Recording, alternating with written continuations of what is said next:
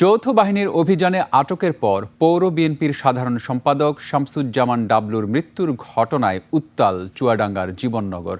সোমবার রাতে সেনা হেফাজতে থাকা অবস্থায় এই ঘটনা ঘটে। পরিবারের দাবি, তাকে নির্যাতন করে হত্যা করা হয়েছে। অন্যদিকে হৃদরোগে তার মৃত্যু হতে পারে বলে জানিয়েছে প্রশাসন। প্রতিনিধি আতিয়ার রহমানের তথ্য ভিডিওতে desk report. Lily beauty soap, যার অ্যান্টি এজিং গুণ তারুণ্য ধরে রেখে ত্বকে করে উজ্জ্বল। তারুণ্যময় উজ্জ্বল ত্বকের জন্য রিমার্ক। ডাবলুর মৃত্যুর খবর ছড়িয়ে পড়লে রাতেই ক্ষোভে ফেটে পড়ে বিএনপি ও অঙ্গ সংগঠনের নেতাকর্মীরা। অবরোধ করা হয় জীবননগর চুয়াডাঙ্গা সড়ক। পরিস্থিতি নিয়ন্ত্রণে আনতে মঙ্গলবার সকালে ঘটনাস্থলে যান জেলা বিএনপির শীর্ষ নেতারা। বিক্ষুব্ধ কর্মীদের শান্ত করতে তারা জানান, সেনাবাহিনীর ঊর্ধ্বতন কর্মকর্তার সঙ্গে এ বিষয়ে কথা হয়েছে।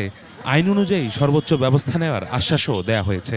সরকারে যারা আছেন তাদেরকেই প্রতিশ্রুতি দিতে হবে এটার সুষ্ঠু বিচার হবে। ঠিক নির্বাচনকে ভণ্ডুল করার জন্য, জাতীয়বাদী শক্তিকে ধ্বংস করার জন্য আমি মনে করি আজকে আর্মি প্রশাসনদের হত্যা নির্মমভাবে নির্যাতন হত্যা করেছে। সোমবার রাত 10:30টার দিকে সেনাবাহিনীর একটি দল জীবননগর উপজেলা স্বাস্থ্য কমপ্লেক্সের সামনে বিএনপি নেতা ডাবলুর ব্যবসা প্রতিষ্ঠান হাফিজা ফার্মেসি থেকে তাকে আটক করে।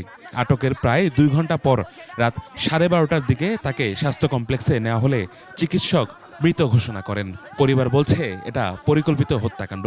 তাকে পরিকল্পিতভাবে হত্যা করা হয়েছে। আমার 3টা মাসুম বাচ্চাকে পিটাহারা করা হয়েছে। আমি তাদের সঠিক বিচার চাই। আমি চিকিৎসক জানান, সুরতহাল প্রতিবেদনে নিহতের শরীরে একাধিক আঘাতের চিহ্ন পাওয়া গেছে। ছিল প্রাথমিক পরীক্ষা দেখে আমরা এটা পাই। সাথে সাথে ইসিজি করা হয়। ইসিজিতে ভাইটাল সাইন মানে জীবনের যে লক্ষণ সেগুলো ছিল না আর কি। তো আমাদের কাছে প্রাথমিকভাবে মনে হয়েছে যে এটা এখানে আসার আগেই তার মৃত্যু হয়েছে। এই ঘটনায় আইন অনুযায়ী ব্যবস্থা নেওয়া হবে বলে জানিয়েছে পুলিশ। তার একটা সুরতহাল দরকার ছিল, পোস্টমর্টেম দরকার রয়েছে এবং আইনি প্রক্রিয়ার মাধ্যমে মামলা দেওয়ার বিষয় থাকলে মামলা হবে, সবকিছুই হবে।